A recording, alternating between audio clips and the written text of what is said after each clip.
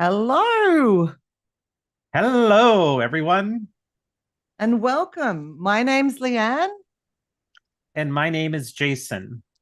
And and this this, is Let's Talk. Today is episode 4, Dimension 3, Mental and Intellectual Well-being. one of these days we'll get that right, Jason. One But of this, them. dear, I love it. This is a space where no topic is off limits. We're going to be covering things from well-being to resilience, leadership and money, relationships, mindset, and so much more. Here at Let's Talk, we bring a different perspective. Ooh, a different perspectives, real stories, and honest conversations. Because the things we don't talk about often end up being the things that are the most important and that matter the most. Yeah, absolutely. And our goal here is simple. It's to spark new ideas, shift mindsets, and give you practical tools that you can use in your leadership and your life. So whether you're tuning in today for just some inspiration, some growth, or just a fresh perspective, Let's talk. Now, this week we have the pleasure of interviewing Alison Lalieu from the Courageous Leadership Hub. Unfortunately, Alison couldn't be with us here live today. So we've had the joy of interviewing her a few days ago, and we're going to share that interview with you now. We're going to be talking about this whole concept of mental and intellectual well-being, a rich conversation, lots of nuggets. I'm very excited to share this with you.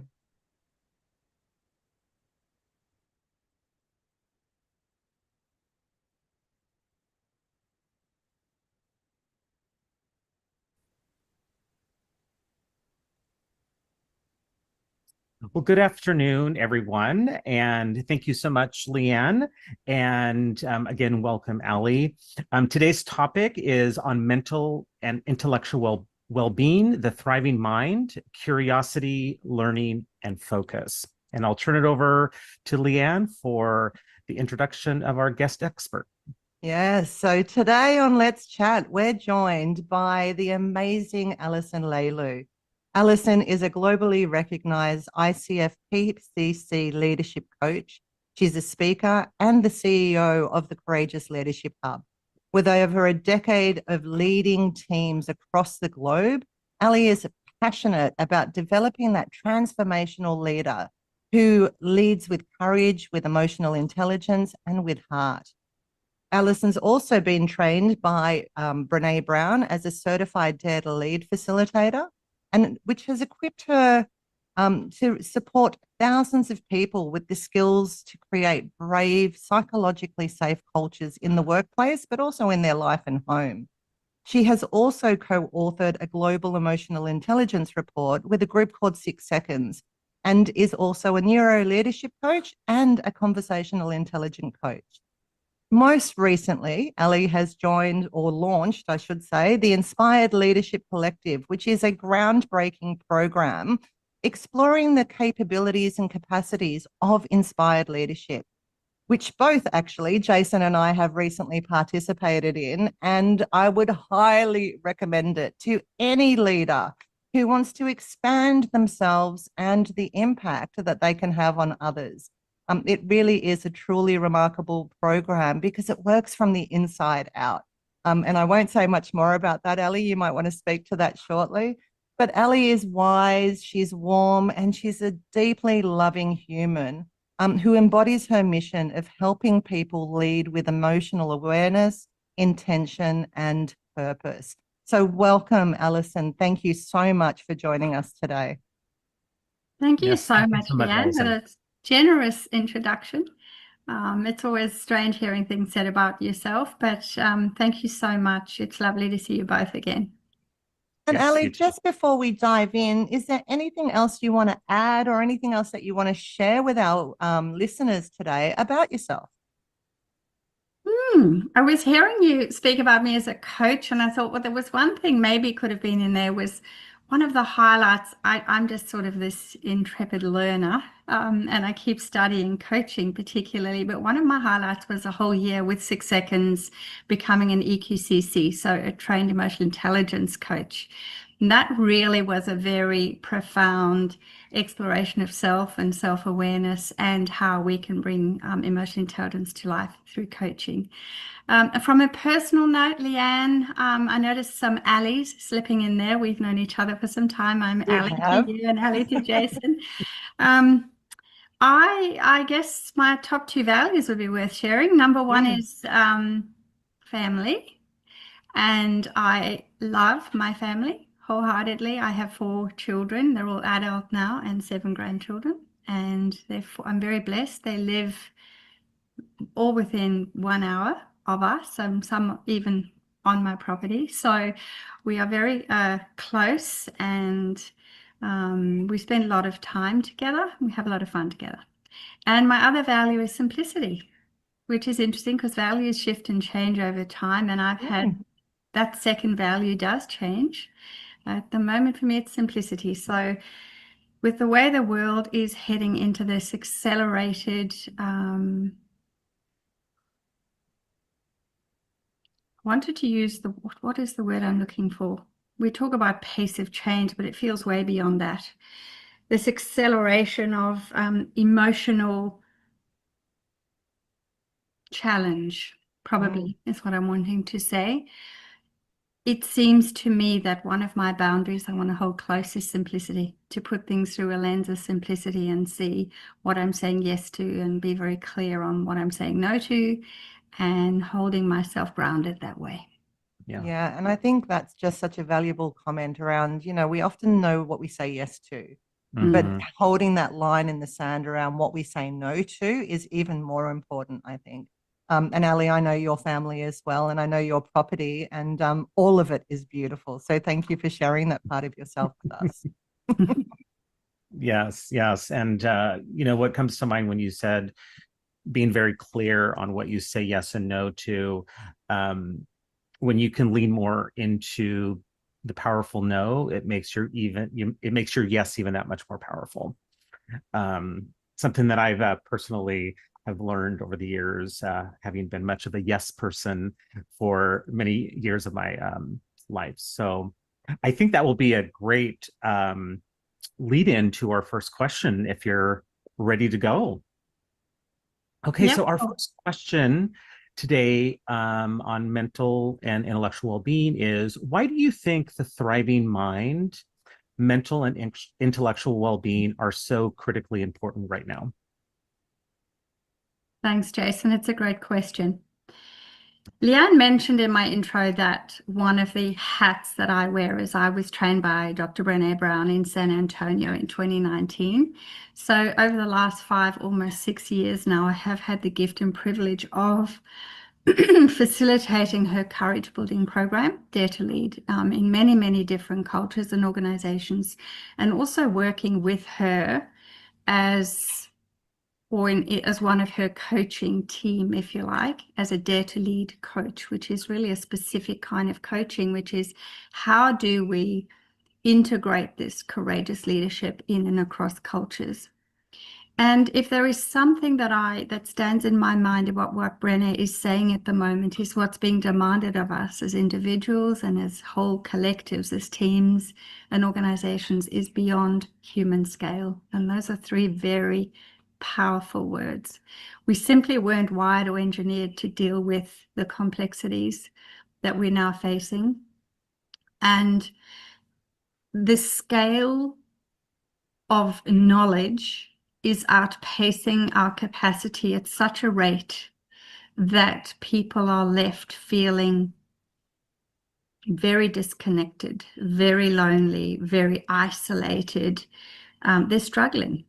And this emotional dysregulation really comes from a place of, there are such big feelings that sometimes are hard to even name. People can't put a word to the experience they're having, and that can drive thinking and behaviors that lead people to showing up in ways that they don't really want to be or intend to be. And so we're going to need a deep, broad, disciplined commitment going forward. And, if you think the implications of AI for unemployment, if you think of the geopolitical uncertainty at the moment, I just saw in the news this morning that ceasefire in Gaza is not holding. There is such deep trouble and uncertainty across so many countries, and politically we really are in a strange place. So there's an enormous amount of fear, I would say. And things are moving faster than our leadership and our organizations' cultures can adapt. But the thing about fear, now I may mention it a bit in this podcast because it's so new and so relevant, but Brené's new book is called Strong Ground. And she's actually asking us, this whole mindset you're talking about, this mental and this intellectual well-being, is part of us trying to rebalance ourselves and re-find our strong ground, our groundedness in all of this. So because of this fear, she says fear has a very short half-life, which means that our systems have to become more chaotic and management has to become even crueler to maintain a certain amount of fear, and fear is used as the management tool to keep people playing along with us. So, because we're neurobiologically, and I can just think Leanne would be thinking of this so much, we are so neurobiologically wired for connection with each other. And in the absence of that connection, there's always suffering. There's always suffering. So we're going to need to find that strong ground by respecting and protecting human wisdom. We all have this innate wisdom. It lies within. And making connection foundational. So it's going to become about a relational, deeply human way of finding that strong ground in the midst of this chaos. So for me, mental and intellectual well-being and many other kinds of well-being all inform the thriving mind, because it's going to become increasingly more difficult to find and to hold on to. That's a very long-winded answer, but did it make sense? Absolutely. Absolutely.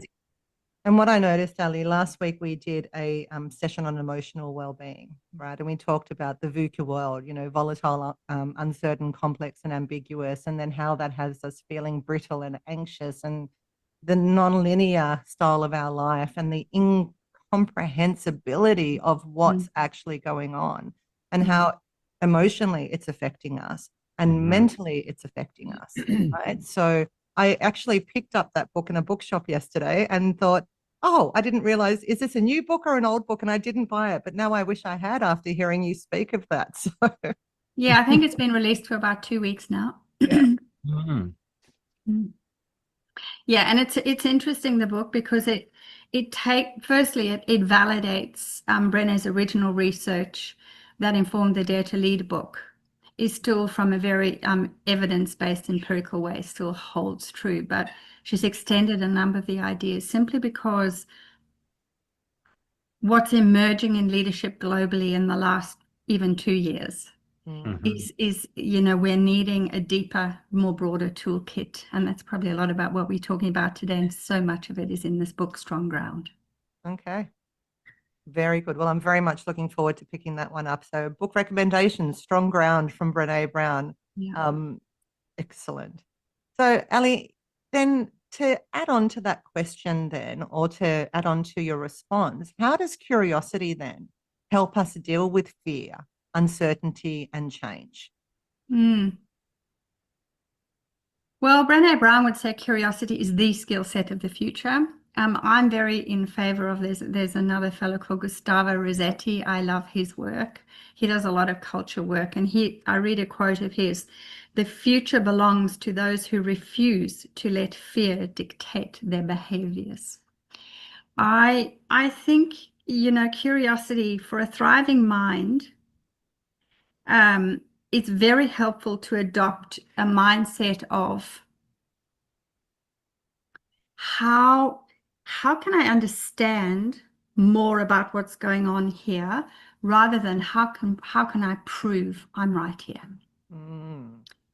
And as we've been talking about already today, the advances and the pace, we simply cannot, it's not going to be long before we reach that point of singularity where the human brain is simply no match for AI. And I think unfortunately, as we sit with this deep uncertainty, we often sink even further into holding on to what we thought we knew to be true. And so our beliefs become more entrenched. Our mindsets can become more entrenched. I mean, we know change is a terrifying thing for the human brain, and we've never even begun to contemplate change at the scale we're now facing. So curiosity is it's a really it's an emotional intelligent skill set, and we are looking for leaders who are transformative, and we're not looking for the know-it-alls, the prove-it-alls. We are looking for, as Brené says, we're looking for the leaders who are not here to be right, but to get it right. And the shift in that kind of thinking, we can't get there but through curiosity. So we know that when our brain is uncertain, it craves more certainty, and it craves more predictability, and it craves more control. Yeah. But unfortunately, when we give our brain a story, our brain's not really interested in the accuracy of any story. Our brain will go, whew, thank you for telling me what's going on. Now I get a lovely squirt of dopamine and I get a moment's relief. But unfortunately, the story we're telling ourselves about what's going on doesn't need to be anywhere close to any kind of accuracy. So curiosity interrupts the reflex. We've got to learn to be incredibly curious about ourselves, to develop levels of self-awareness. I think self-awareness is a quest for life. I don't think it ever stops day by day. But to get curious about how and where am I showing up in this way or that way? What's happening around me? This intense questioning that invites us to go, tell me more, help me understand what's going on here. What am I missing? It disarms curiosity, in essence, disarms fear, and it disarms armor. And that's another little differentiating point, because Brené thought her brave leaders, that she was, data leaders, about cultivating brave leadership. She thought that what was stopping them from being brave was fear. But in fact, they all said, we're afraid all the time. What stops us is the way we self-protect. So curiosity disarms fear. It also disarms armor, or the way we self-protect. So it's a very, very, very powerful emotionally intelligent skill set. I think curiosity builds courage. We don't truly grow until we get out of our comfort zone, and we open and willing to learn or to see things differently. Or, Brené's talking a lot about the tenacity of paradox. We've got to be more comfortable with two sides. There might be truth in both sides. Yeah. And this addiction that our way is the way is not going to be the way of the future. So curiosity builds the courage to even lean into paradox. It supports learning, and there's no question it supports resilience through change.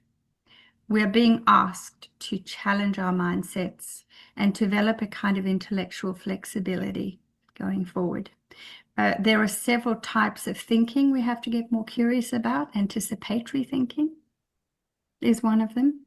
Critical thinking, strategic thinking, paradoxical thinking, intuitive thinking, pattern recognition, design, creative thinking, symphonic thinking. It goes on and on and on. So the stretch in leadership, that there is a real call to courage here to get intensely curious about this moment and about the many next moments that follow it. Wow, thank you so much, Ali. I just called you Ali instead of Alison. That's okay. I'm Ali to you, Jason. But I do love what you said about how we protect ourselves. It got me to, just kind of think on my own, like when, when do I fall into that, myself, and why? Especially as I get older, and as we get kind of more into ways of doing things, which leads us actually to our next question around, why do you think so many adults lose their curiosity as they get older? It's sad, isn't it? It's sad. I've got 7 little grandchildren under the age of 7, and I just watch how they go about the world, and it is so beautiful. They notice every small thing, and their appreciation and their gratitude is profound. So it's sad. I've always remembered that Shoshan, that wonderful Japanese concept of beginner's mind. Here, it reminds us to approach life with the open curiosity of a beginner, even when we are an expert in our field, whatever that might be. It's about wonder, openness, freedom from misconceptions and assumptions. That Shoshan mindset's a real reminder every morning as we wake up to go, I'm alive. No, thank you, I'm alive. What can I notice and observe and witness and see today with fresh eyes? And be willing again to get curious and to challenge how I might have been seeing things. In the beginner's mind, there's many opportunities, and in the expert's mind, there are few. So that was a famous quote from Shunryu Suzuki. All right, now why? Why do I think this happens to adults? This is such a good question. I think as children, play was an integral part of the way we made our way through our days, and we discovered life through play. And of course, we all came from different families of origin. I was born in South Africa, so my early life experience was in Africa, but then I moved to Australia in my early 20s. But we get shaped by our cultures, our people, our families, our schools, our educators, the educational path we follow, whatever work-life path we follow. We get shaped by so many factors, and I think the older we get, the more we armor up, if you like, the more we self-protect, and the more it becomes a little bit risky. Yeah, to be curious. Curiosity can feel risky as an adult. And we start to fear being foolish or looking foolish or being wrong or having the wrong answers or expected to know things and we don't know them. And so, Brené would say choosing curiosity over defensiveness requires vulnerability. And as we get older, our capacity or even our willingness to be vulnerable can decline without an incredible amount of self-awareness. If you think vulnerability is risk, uncertainty, and emotional exposure, if you don't have all 3 of those things, you're not being vulnerable. And as we get older, these things feel risky. Yeah. So we tend just to, it's safer to play it safe. It feels more comfortable to find that comfort zone and operate in that bandwidth as we get older. I recall this, as I'm sure you both do also, just from the brain wiring. Our brain moves to, as we get older, to pathways of efficiency. So we take mental shortcuts and we see something, we observe something, and we file it a certain way. And then that'll be the go-to because that's the quickest access to that mental map, that kind of meaning making. And so these neural pathways become more established over time. That's the other issue, that I think adults lose their curiosity. And there's a lot of cultural, social conditioning. I think our school system, many workplaces reward answers. They don't reward curiosity. So, curiosity gets suppressed by perfectionism, performance pressure, and fear of judgment. And over time, these forces become real elements in our lives. Yeah, Ali, thank you so much for sharing that. So many things were popping in my head as you've spoken there in relation to, I love our role here is not to be right, but or not to get it right. Not to be Sorry, right, not to be right, get it but right. to get it right, right? Yeah. And looking through the lens of children, because as you know, I've got 3 kids, so I don't have grandkids yet, but just casting my mind back, they don't have fear, right? Which is why they're so curious, which is why they're so playful. They don't have that super highway in the brain that's already ingrained that goes to that kind of response. And I loved the idea of approaching everything with the beginner's mindset, right? Like, okay, I don't know, like assume I don't know. What else is possible here? Yes, I might know this, but what else? Because we know no two brains think alike. And we know that we might know a lot, but somebody else might come up with something that is far better or, newer or more efficient or whatever the case may be. So that curiosity is so super, super important. And I like the idea of just being more playful, for crying out loud. Like going back to our childlike wonder and just going, I actually want to play a little bit more. Why do we have to be so serious about everything? And I think if we can do that, we definitely will start turning the tables or turning down the dial, right, on that fear state with the curiosity. So other than the beginner's mindset, I'm curious, is there a habit or a question that you have personally that helps you to stay curious? Yeah, I just do this crazy little acronym PBA, which for me is Alison, pause, breathe, and ask a question.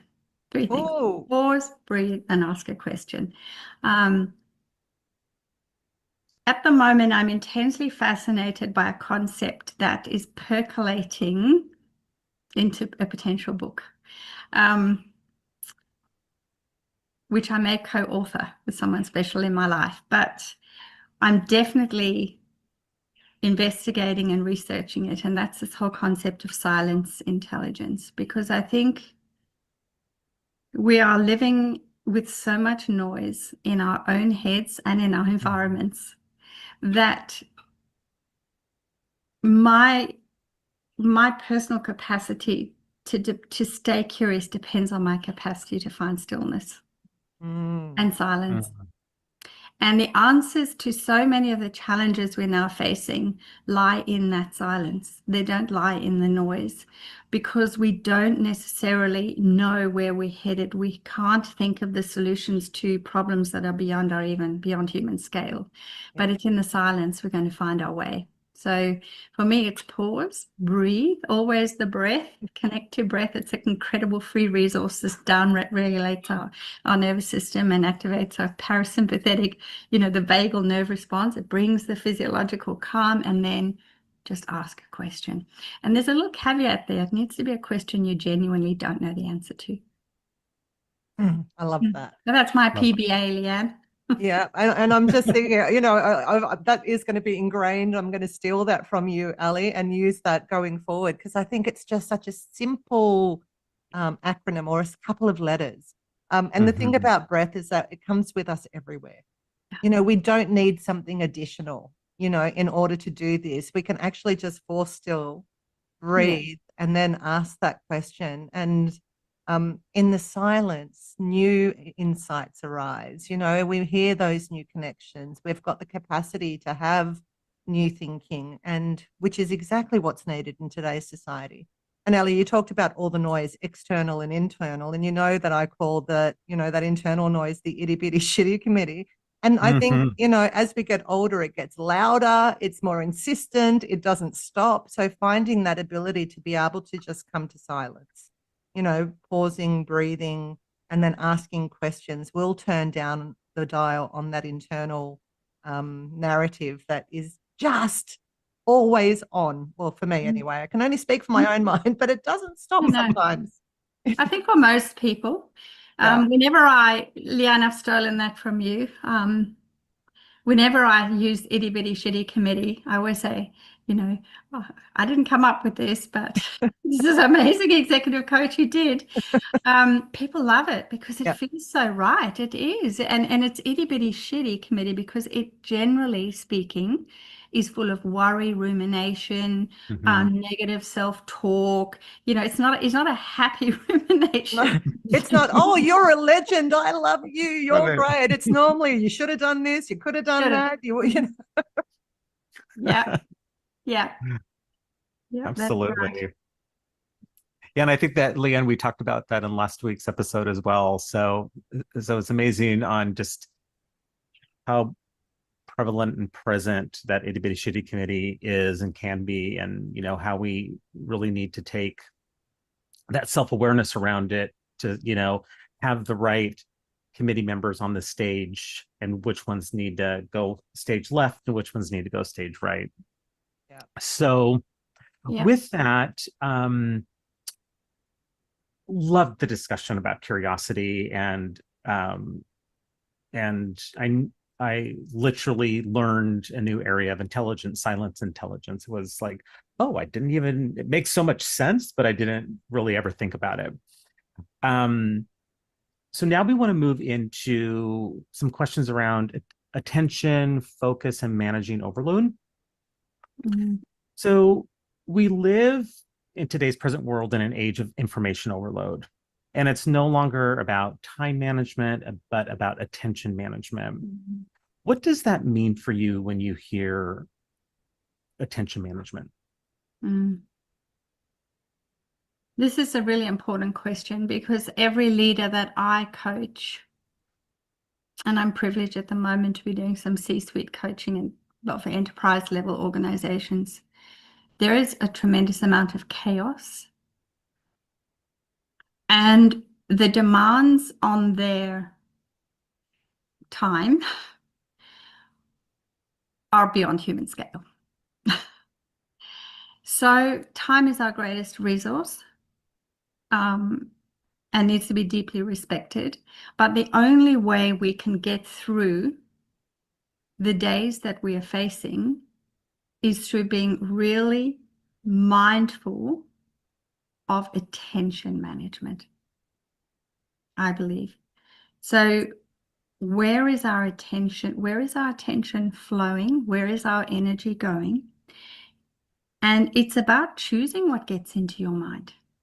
There's choice here, and that's an emotional intelligence skill set, because we are living in this sort of attention economy. I think that's what psychologists calls it, where every ping and post and whatever just catches our attention. And we've got this, we know our brains can't multitask, and yet we're just being drawn hither and thither every few seconds. It's in the way that we work. So without conscious awareness, we might find our days are being shaped by other people's priorities and not our own. Yeah. And the awareness that we bring to this is critical. So we know that the more we switch tasks, our IQ actually goes down. Isn't that sad? We don't get smarter by attention switching. And even though we can recover quite quickly after a distraction, it still has taken a mental space. So the big question is, how do we really practically do this? What does it mean?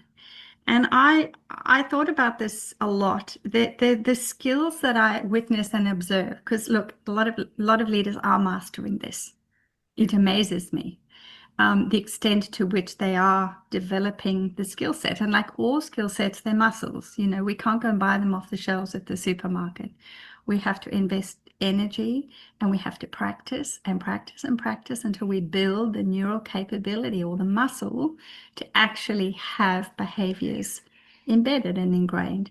So the things that I've been watching and observing in people that I think do this well, I think they become very good at creating deep working blocks.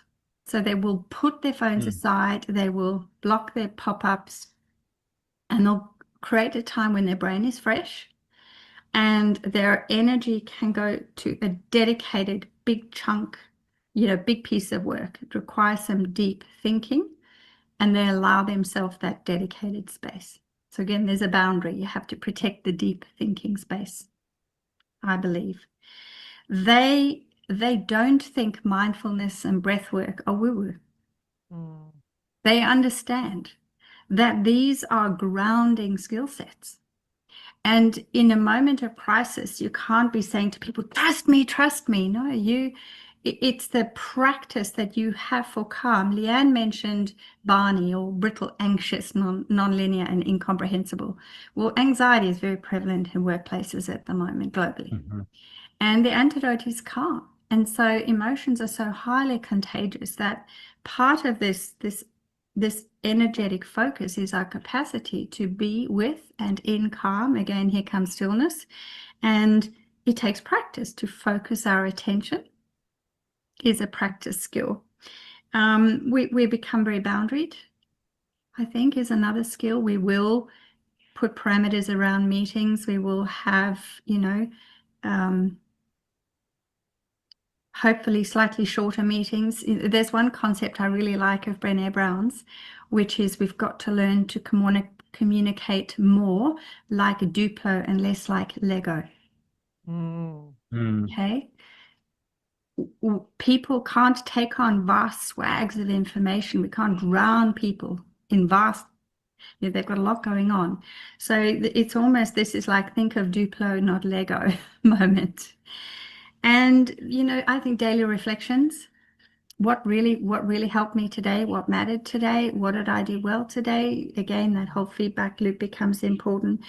And there's no question that micro breaks, again, silence. People don't, we get more focused and we manage our attention better when we give our brain micro breaks. And of course, make sure you've got enough good nutrition, because your brain takes about 25% of your calories every day. So have some healthy snacks handy is the other thing. So yeah, that's probably what I've witnessed and observed. And I love the work of Dr. Tara Swart. She's a neuroscientist who wrote, here's another couple of book recommendations. She wrote The Source, and she's recently written The Signs, which I enjoyed. So this is her quote. Activities like aimless lounging around, daydreaming, and reading for pleasure rather than purpose will activate the default mode network in the brain. When this network flourishes, inspiration is more likely to strike. So intellectual rest is part of the cycle of a thriving mind. It's not wasted time. I love that you've said that, because I think so many people, myself included, would, we will get so busy doing work and we don't actually honor the self-care, the rest, the recovery that's needed in order to keep showing up. And I think it's so valuable that so if I'm sitting there and I'm just sloughing for a while, it's actually, my brain needs that, my nervous system needs it, and it's actually required so I can show up as my best self. I also really liked those points, Ali, around, deep working blocks, like eat that frog, set this time, have the boundaries, right? Make sure that you're honoring that whole stillness, calm, and those micro breaks to bring you back to that center state. And choosing what you focus on rather than just kind of being, my analogy is, at the moment, people are like a ball in a ping ball machine, right? Like you hit the flippers and this ball kind of bounces off all the rubbers and goes all over the place. And unless you actively choose what you're going to focus on, block the time out, have the boundaries in place, and come back to stillness and that silence within so you can reflect and come up with something new, we're going to be so frazzled in real time, and that's just not healthy. So I really valued that. Thank you. And in order to do some of these things, we've got to kind of have more of a growth mindset, right? And I mean, you and I know, and Jason, we know what a growth mindset is, but I'd love it, Ali, if you can speak to that just at high level. Like, what is a growth mindset and how can we develop more of that? Thanks, Leanne. So Carol Dweck is the famous author and founder of the concept of a growth mindset. And if you just think, we've been describing this kind of environment that we're in at the moment. This is the kind of mindset that opens the door to us remaining curious and actually developing a belief that where we are now is where we're stuck for the rest of history. Or how we came into this, this is as good as it's going to get. A growth mindset is a belief system. And it requires a level of awareness where we start to see our abilities, our intelligence, our talents, they can all be developed.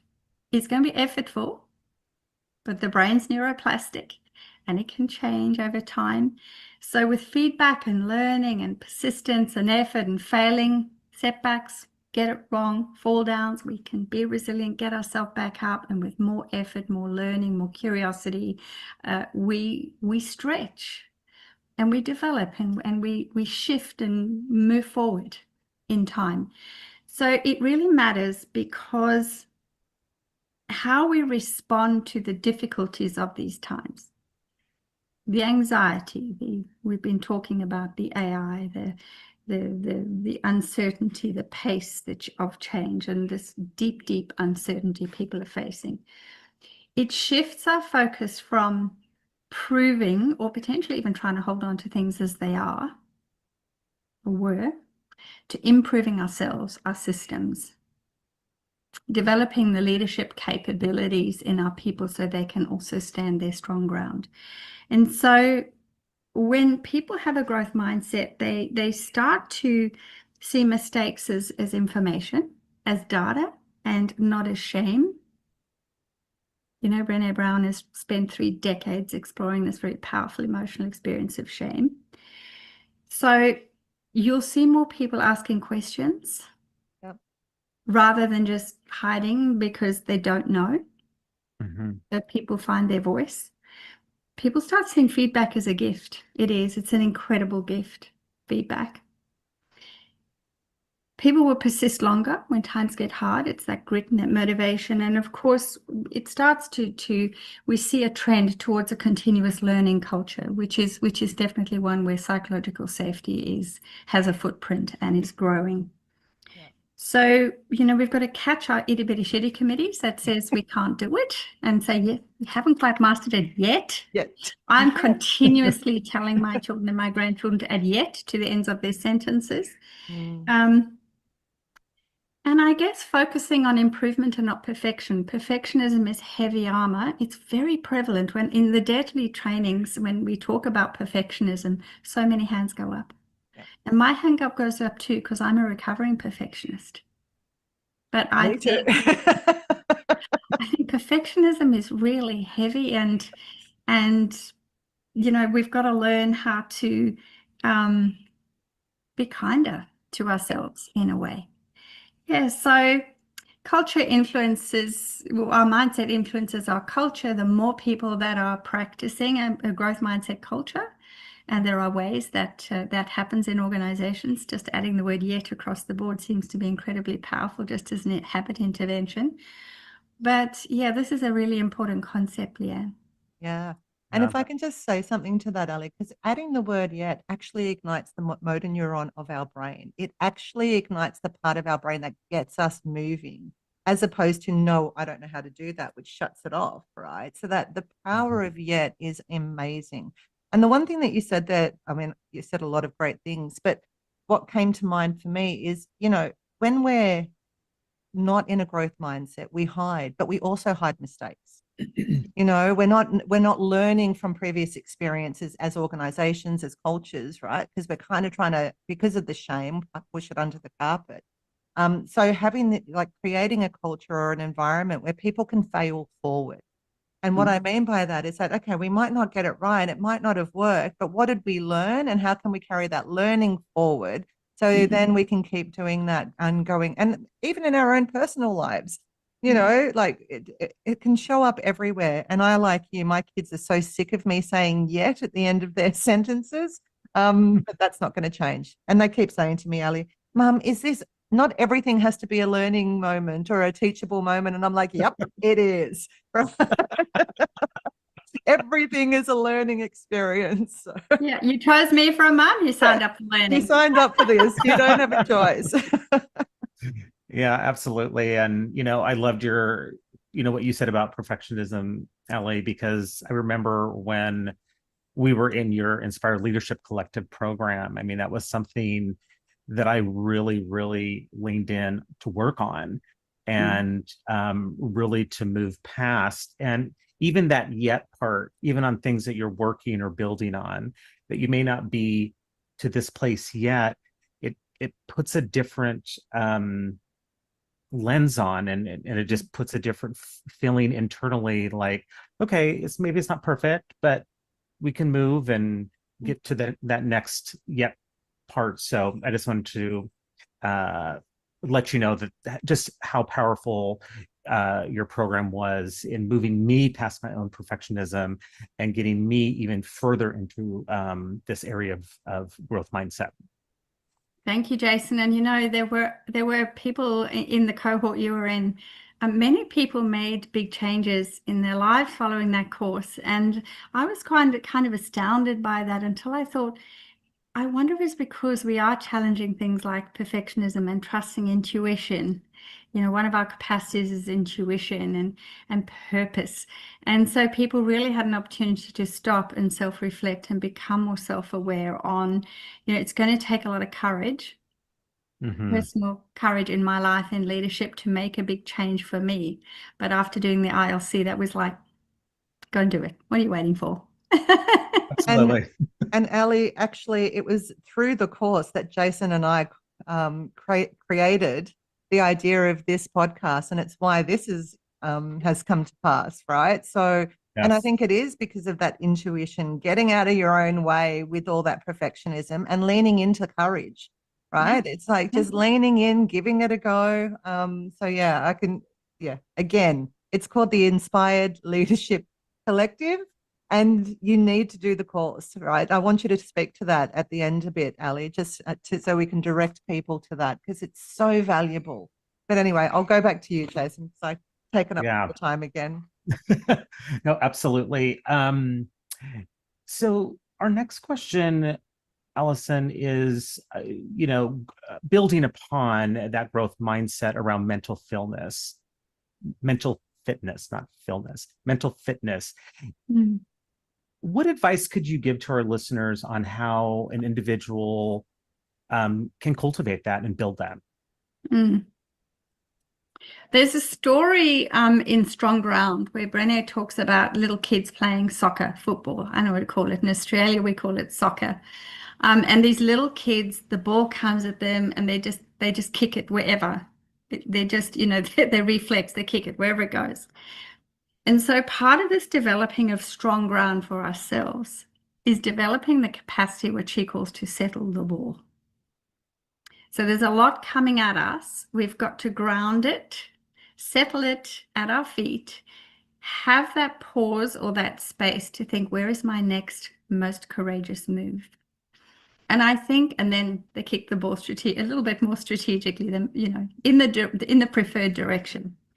So to me, when I think mental fitness, I think it's our capacity to think more clearly, to manage our emotions. So there's a lot of emotional regulation in that moment in time and emotional agility. To keep that focus and respond to challenges with calm and flexibility. That's what I think of mental fitness. And once again, these muscles, like physical fitness strengthens our body, mental fitness strengthens our mind, our head, heart, gut. The whole connected loop is all we need, this kind of fitness. It's a part of our resilience going forward. So Brené also talks about our need, and I hadn't heard her say this before Strong Ground, but she talks about our need to develop negative capability. This is interesting. And it's a difficult muscle to build. It's part of mental fitness. So we are wired to solve tensions and seek certainty. That's our brain wiring. Negative capability requires the courage to reach inward towards stillness rather than outward towards facts and reason. So we go inwards. And this capability helps us slow down and make sure we're not rushing to ineffective solutions. Now, Tara Swart, who I've quoted, she says mental fitness is our ability to meet life's challenges with a positive and an empowered mindset. It's another nice way of looking at it. And once again, the leaders that I have seen really grow this mental fitness, this kind of strong ground. They have attention focus for single tasking. They have the ability not to be thrown all over the place with their attention. They have breath work as a strength. They have built the muscle for calm. They can reframe. They're intensely curious. They're creative thinkers. They definitely have a growth mindset. So all these elements really come into this flexibility or this mental fitness. I love the word fitness here. Vulnerability and empathy and their incredible listening skills are well established and honed. And there's a daily values alignment. I don't think you can lead in these times without real clarity on your personal values. Mm-hmm. So there's a daily alignment with those clarity, with those values. And all of these things help you keep that strong ground. But it's a deep practice. And, you know, daring or transformational leaders prioritize time in their day to develop these skill sets. Yeah. And I love that, prioritizing your self-care, right? Yes. In order to show up well. And I, you know, this idea of breath work, we've often talked about even just box breathing, which is simple to do. It's not a big ask, and yet it instantly calms that parasympathetic nervous system, and it instantly brings your focus back to the present, not in the past or the future. I think it's such an important skill that we all need to learn, because as we've said many times already in this conversation today, we're not going back to the way it was. No. Right. It's only going to get busier, crazier, more chaotic, more, there's more change, more of all of that. So we can't wait for that to happen. So we have to learn the skill of this, right? Of coming to stillness, coming to breath, choosing your focus. So important. And to that point, Ali, I mean, you and I have talked in the past about the idea of burnout and mental fatigue.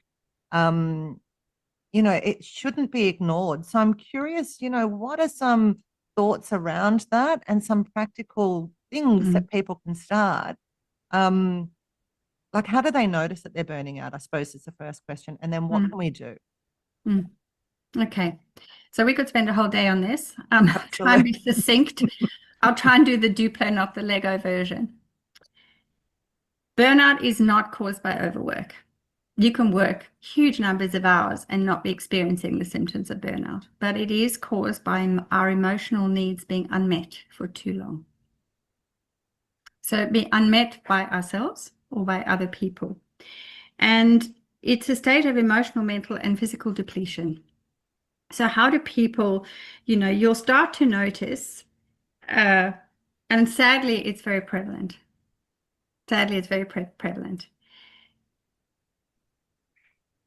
It creeps in quietly. And so we need to have the awareness when you start having trouble focusing and you're getting constantly distracted, you become a little bit cynical, which isn't your usual state of mind. You start forgetting things. You start losing that curiosity, maybe a bit irritable. Just little tells, really. A little bit of dread, a little bit of increased itty-bitty shitty committee steps up. You wake up, you've had a good sleep, but you're still tired. Physical changes, some headaches and things.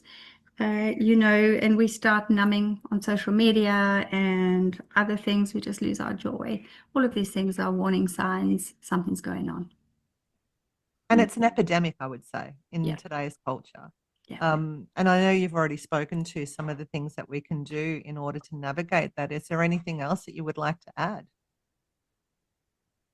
I think name it. But when we name things, it doesn't empower them. It actually empowers us to do something about it. So being really honest, naming it, normalizing it. This is the human experience, it's common humanity. A lot of people experience it. More self-compassion, and then really nourishing body and mind, like really step into self-care.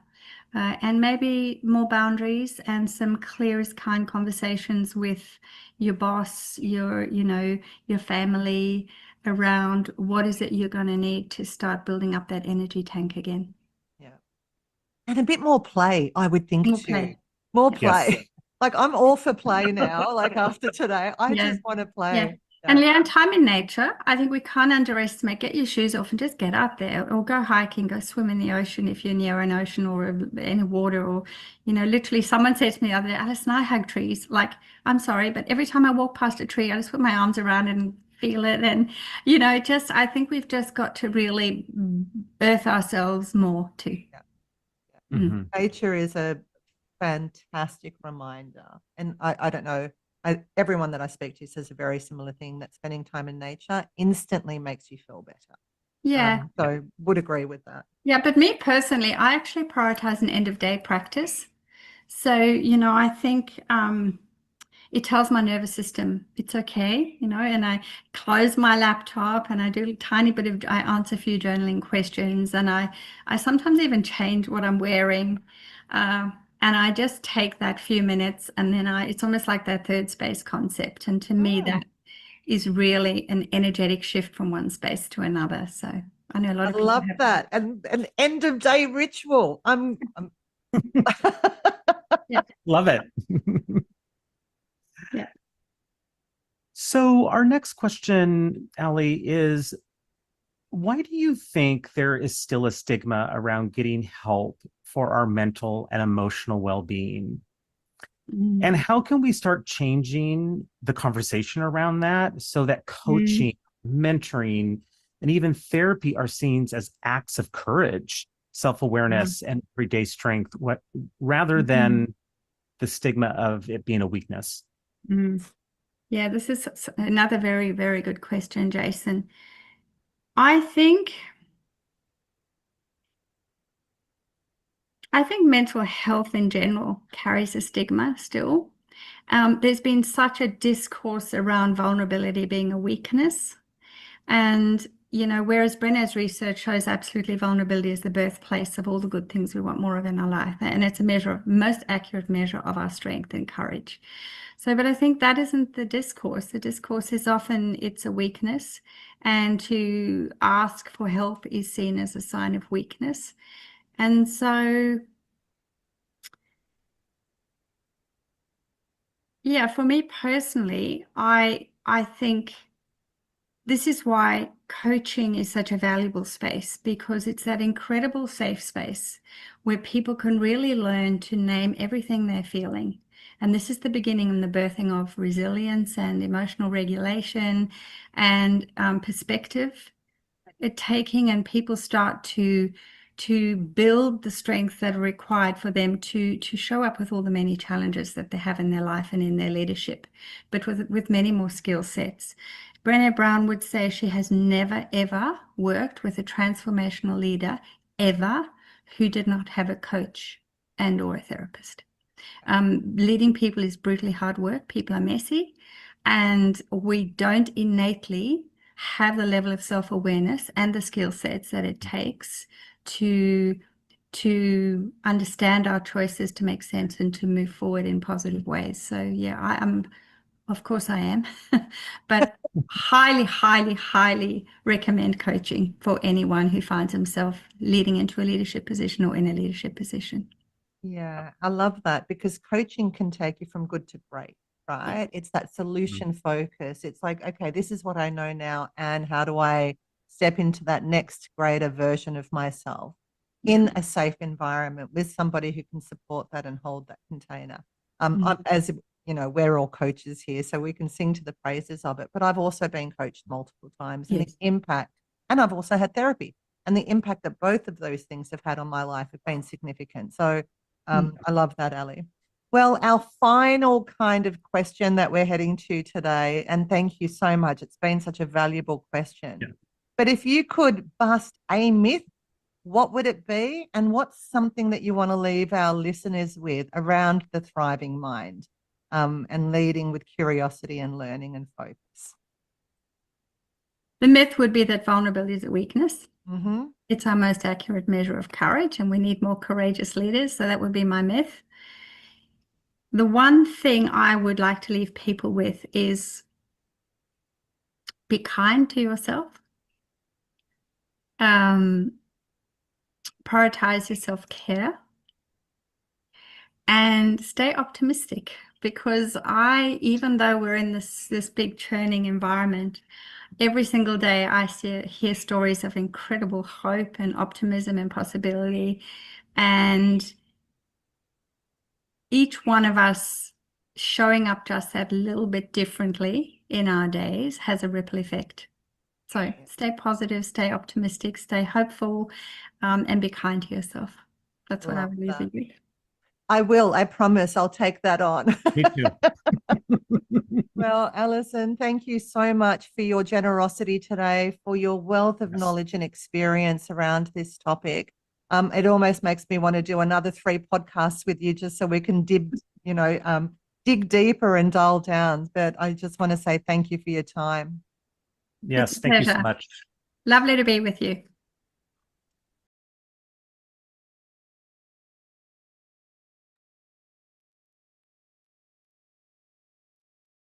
Wow, what an amazing conversation with Alison Lalieu from the Courageous Leadership Hub. I mean, such a wealth of knowledge and experience, and bringing in some of the science, the neuroscience, some of the skill set from Brené Brown, who's a scientific researcher in leadership.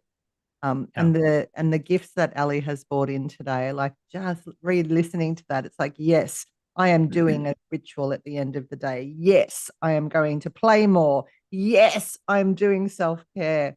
From this conversation, without a doubt, these are things that I think we all need to bring into our world. Yeah, absolutely. Just so many gold nuggets, Leanne, like just even the PBA, like just such a quick thing that, you can do anywhere, maybe not driving, but but if you do, like, just make sure you keep your eyes on the road, right? But just so many gold nuggets from her conversation, and really just viable practices that we can bring into today's incredibly complex and volatile world that we live in right now, that, like you said during the interview, is just going to get more crazy, more attention grabbing, more this, that, and the next thing. So just, I want to rewatch, this interview like 10 more times, because there are just so many gold nuggets. Yeah, absolutely. I took notes during the original interview, and I've taken some more notes this time. Just Me too. for my own remembering, right? Because we are leaders, whether we lead our family, whether we're leaders in the workplace, we must lead ourselves.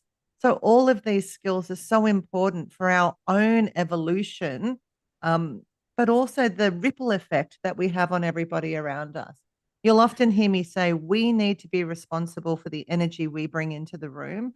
And that energy is our emotional energy, but also our mental energy, and our clarity and our capacity to think well, to make good decisions, to have a positive impact on those that are around us. And I think this conversation and the last few that we've had leading up to this have had a similar theme, right, around taking care of self first. And then the ripple effect of that towards everybody else is incredibly important in the world where people are stretched to capacity and feeling burnt out, and feel like they're running on a treadmill constantly. Yeah, like we're always kind of juggling multiple balls in the air. So that ability to just be at that PBA, pause, breathe, and then ask a curious question. Yeah, absolutely. And just the just the thought around, it's like, if you don't have your mental health well-being, like, just so much is affected.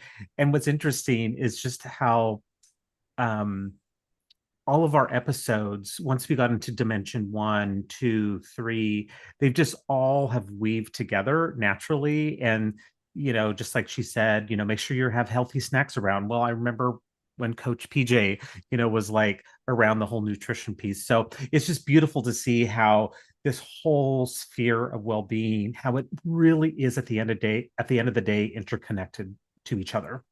Yeah. So what I might do, Jason, is I'm going to just show some information about Ali.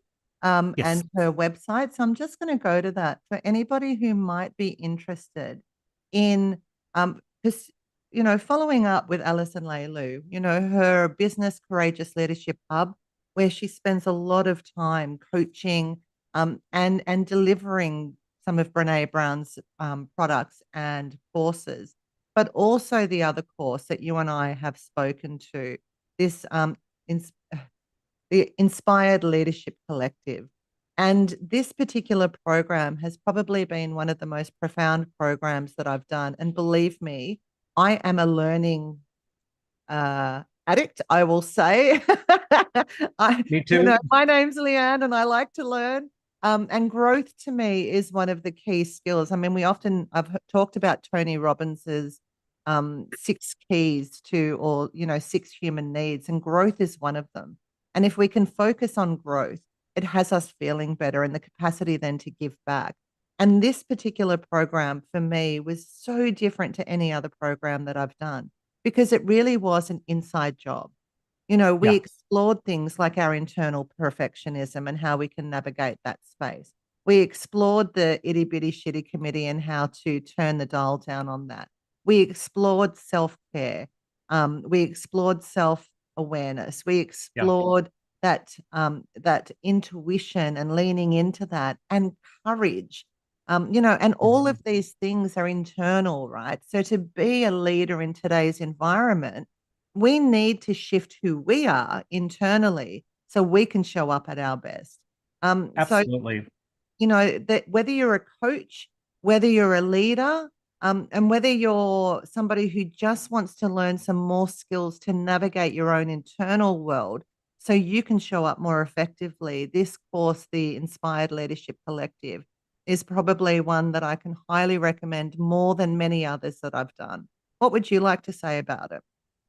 Yeah, absolutely, Leanne. And, two of the biggest things that I got out of this program was, and they really kind of build on each other, right? Is the area of vulnerability, which Alison talked, in our interview, and just, when you're in that true state of vulnerability, like what actual magic can come to life and occur if you allow yourself to be vulnerable and lean into it, lean into the fear or the scare, being scared that comes along with it. And at even a more profound level, but I think it was me leaning into that vulnerability that really got me to really think about my true purpose. Yeah. And I'm in my late 40s and I'm like, okay, it's not like I'm in my 20s anymore, my early 30s, where it's like, oh, I have years and years and years to think about this, but really kind of thinking about, like, what do I want my true purpose to be?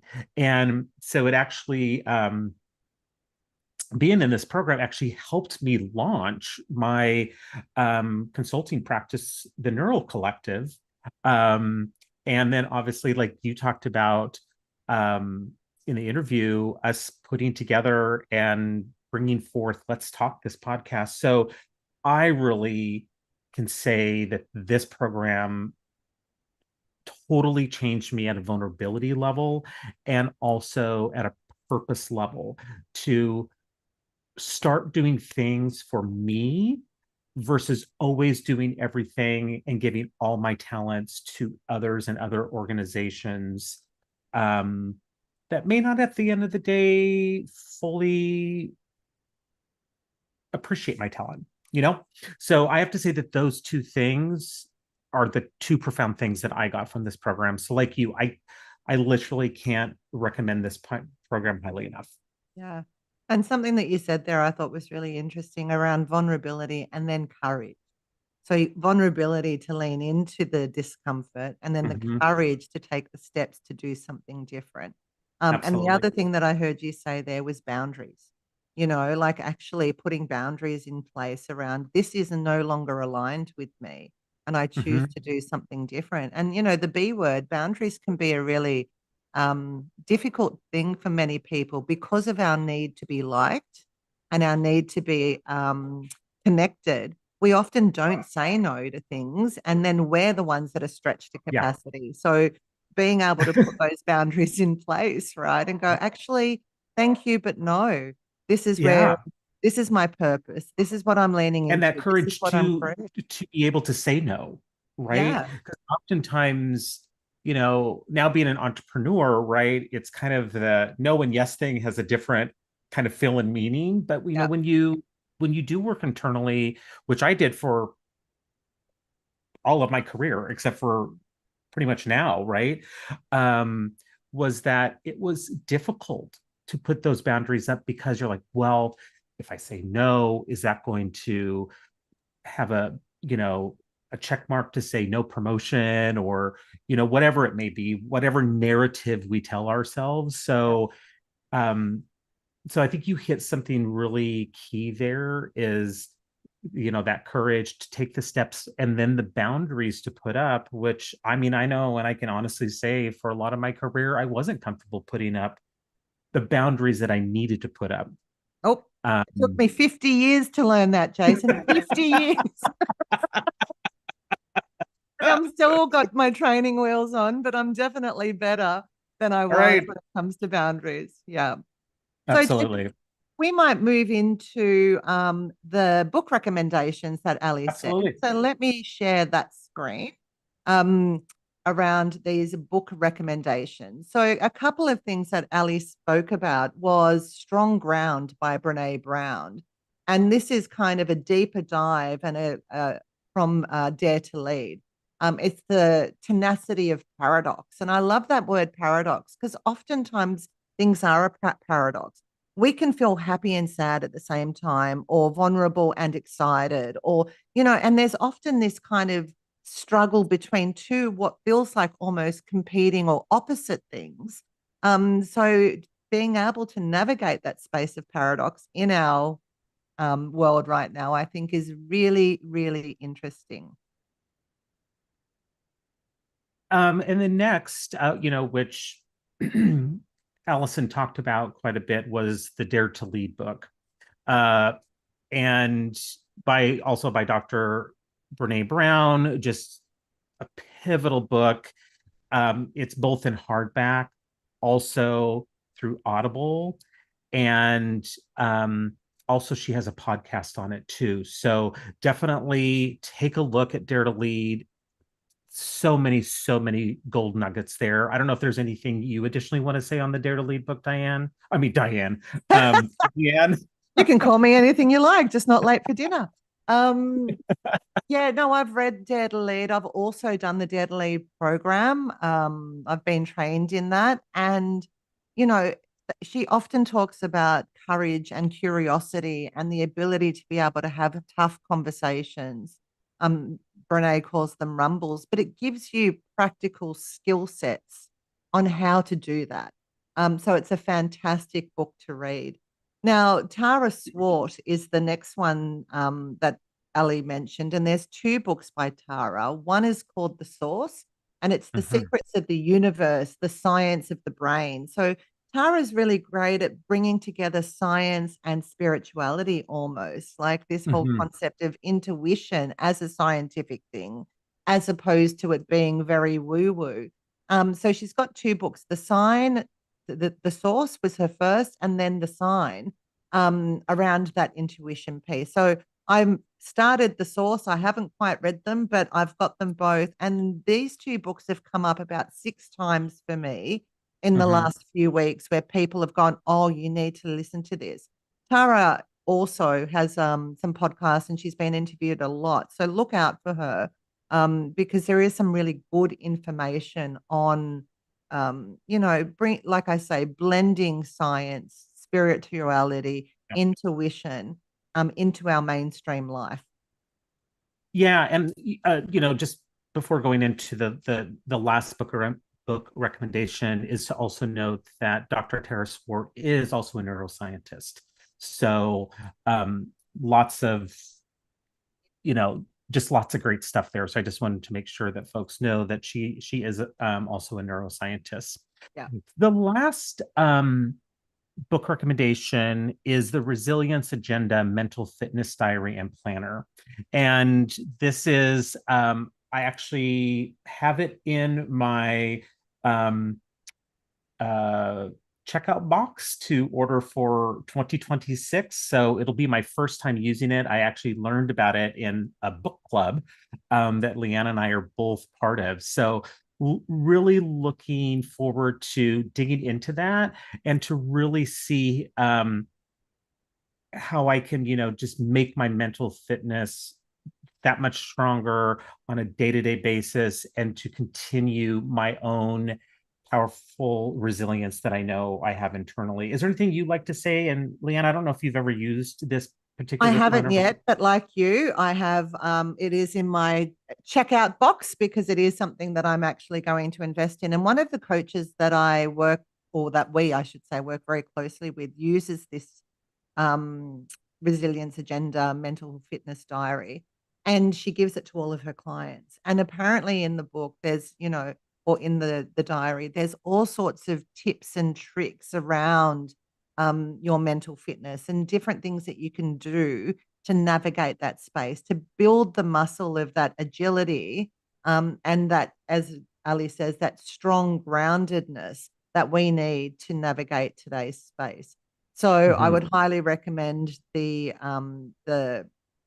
Resilience Agenda Mental Fitness Diary and Planner, and you can actually purchase that from the Resilience Agenda website. So go there if you want to have a look at it.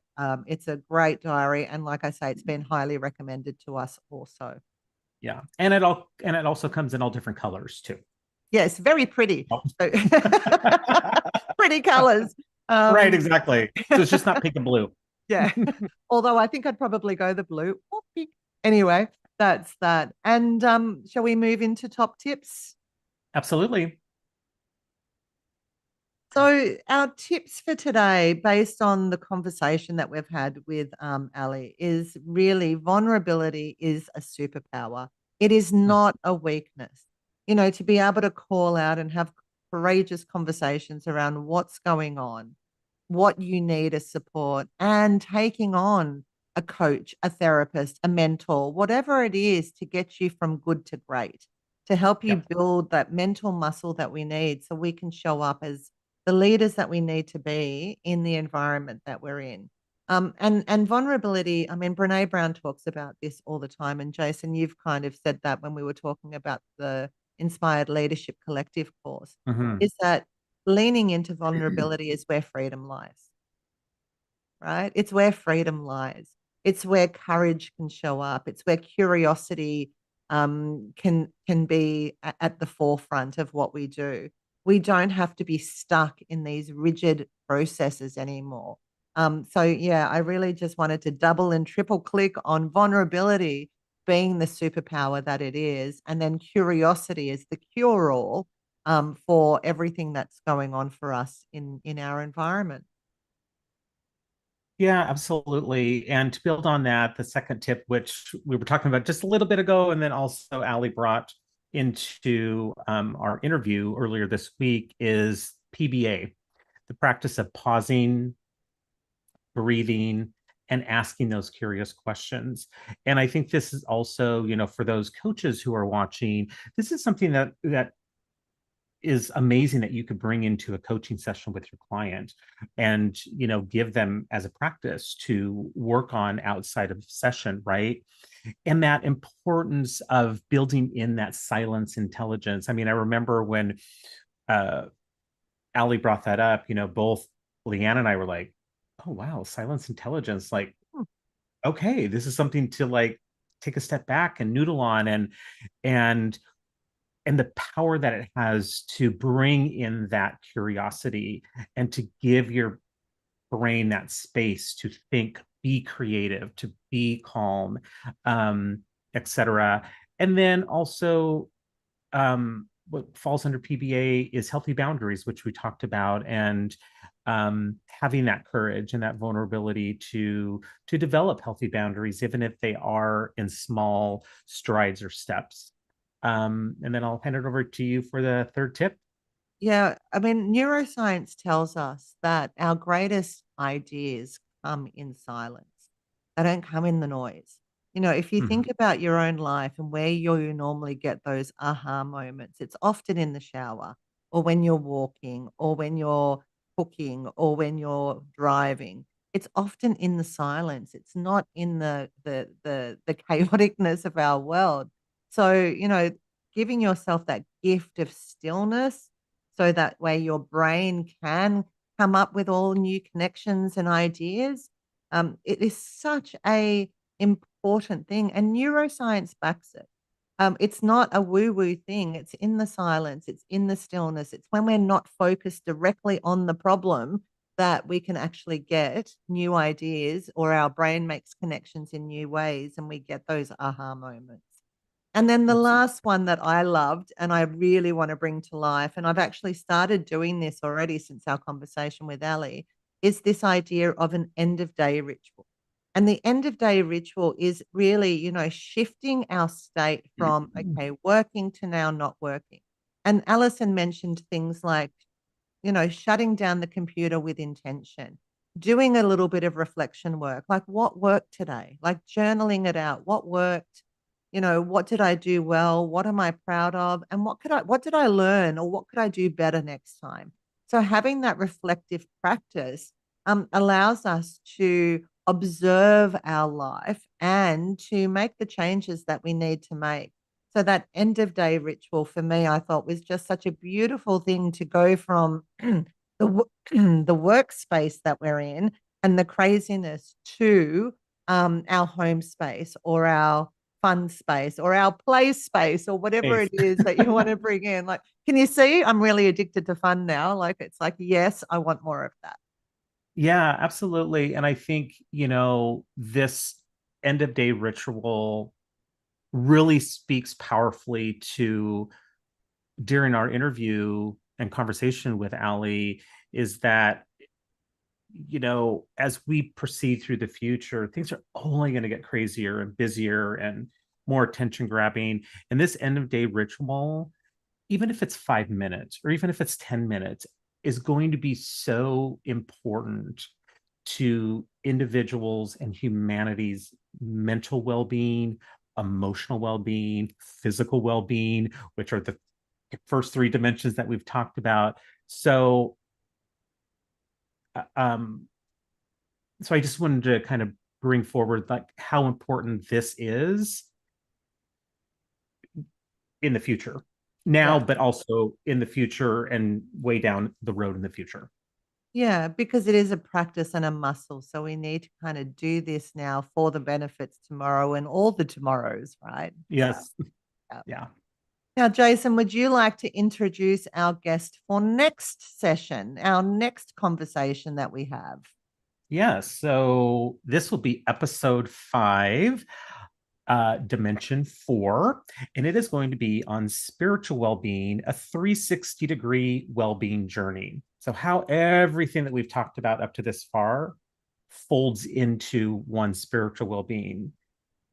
Just to note, it's not going to be religious, all that. It's on the other end of the teeter-totter in the area of spiritual well-being.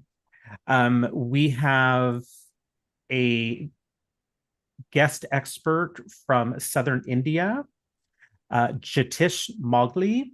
He is the 360-degree Chief of Wellbeing of Wisdom 360.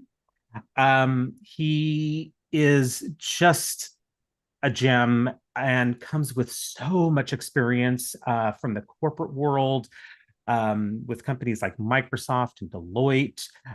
He's been a coach and trainer for 12 years, and he's done over 500 training sessions for diverse audiences, and also an award-winning passionate well-being coach, celebrated by several corporate organizations. So we are just delighted to have Jatish join us next week for episode 5, Spiritual Wellbeing, a 360 Wellbeing Journey.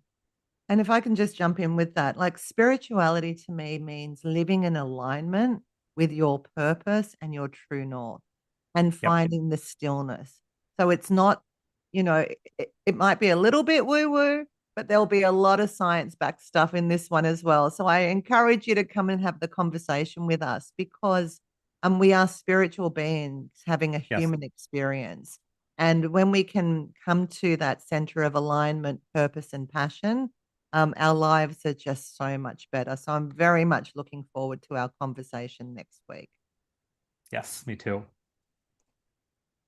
So we are coming to the end of our conversation today. Yes, my gosh, just gives me goosebumps just thinking about our conversation today, and just all the richness and gold nuggets and everything to really reflect upon. So with that, Leanne and I and Let's Talk would love to thank you for joining us for today's conversation on mental and intellectual well-being, the thriving mind, curiosity, learning, and focus, where that conversation just came to light with so much richness with our conversation and interview with Alison. Yeah. And as always, we really hope that we've sparked something new for you, whether it's been an insight, a fresh perspective, or even just a question now that is worth exploring even further. Yeah. Our mission here at Let's Talk is always simple: to have the conversations that matter, and to remind you that you don't have to do this thing called life and all of its complexities on your own and to figure it out on your own. We are here as your friend to have the conversations, the difficult conversations, the good conversations, just all the conversations together. And we hope that you enjoyed today's episode. And I'll hand it over to Leanne to close us out. Yeah. So as usual, you know what I'm going to say here. If you liked our episode today, please feel free to share it with a friend, subscribe, hit the like button, and keep the conversation going together with us. And also, if there's a topic that you would like us to bring in, or something that you'd like us to discuss, please don't hesitate to let us know, because we love having these conversations. We love having our guest speakers on, and we would love to be able to answer questions that are bubbling up in the background for you. So again, like, subscribe, share, and join us again next week. Because when we talk, we really talk. And anything is possible. So let's talk. With real conversations. And limitless possibilities. Thank you so much, everybody. It has been our pleasure today. Yes. See you next week.